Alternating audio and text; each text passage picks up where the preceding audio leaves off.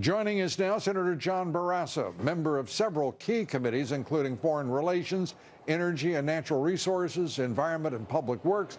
He's also the Republican Policy Committee chairman. Senator, great to have you with us.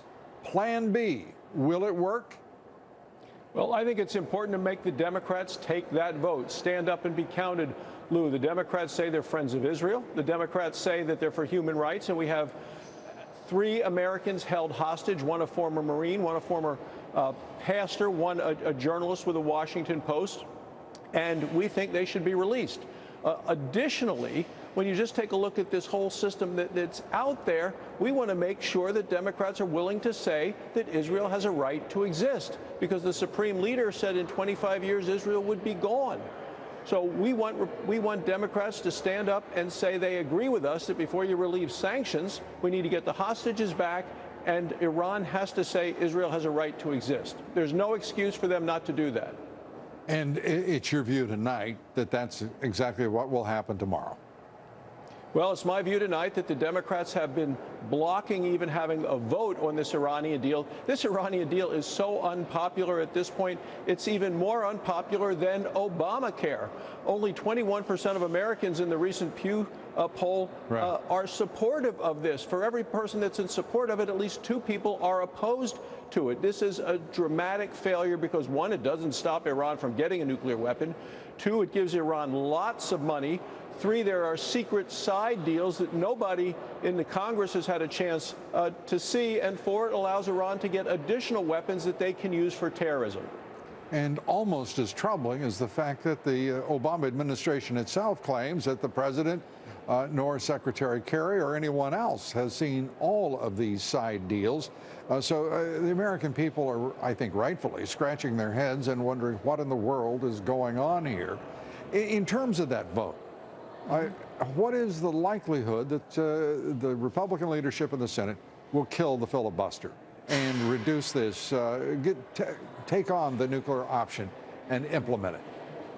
Well, in terms of the nuclear option, where you go to 51 votes, if you could actually get a result, I would be for that.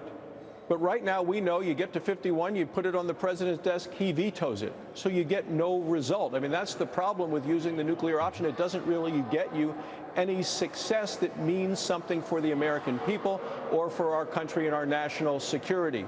Because the president, with the 46 Democrats in the Senate, has enough votes to sustain anything he chooses to veto. So 51 doesn't get us a result.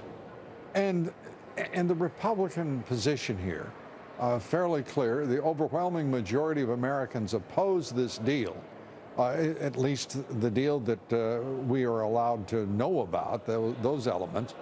And the Democrats are absolutely insistent on the president's way, irrespective of the popular will of the American people and the view of the Republican Party. There is no middle ground for those Democrats. Well, 4 Democrats did vote with us on this, and it's interesting because they're the Democrats that seem to know the most about what's in the deal in terms of their leadership positions on the Foreign Relations Committee and among the Senate Democrats. But they didn't do anything to convince their colleagues to vote against the president. The president has used this basically as a loyalty test to him personally rather than a loyalty test to the safety and security of our nation. Benjamin Netanyahu and the president to meet November 9th. Your thoughts? Well, I think it's about time that the president sat down with Mr. Netanyahu, because realistically, the relationship between the United States and Israel has been rocky over the Obama administration. It is probably at its low point right now. I think the people of Israel need and deserve much more reassurance than they've ever gotten from this administration about the role of the United States in protecting Israel at this time when Iran is still, having protests in the street, chanting death to America and death to Israel. And yet the president is going to give them all of this additional money in Iran, which I know they're going to be using, I expect they'd be using for terrorism, not to build hospitals or roads or schools. And that, to me, is one of the biggest problems with this. And additionally, the president has come out yesterday against the exporting of crude oil but yet he's going to lift the sanctions so Iran can export crude oil. I mean, it's hypocritical. Senator, always good to talk with you. Thanks for being with us tonight. Senator John Barrasso. Thanks for having me.